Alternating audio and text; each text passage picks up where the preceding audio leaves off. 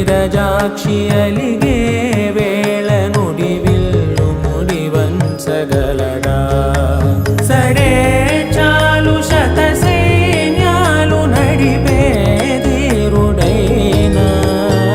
వసుధావాణి మిథిలావేణి మది వెనుక పలుకు పలుకులెరు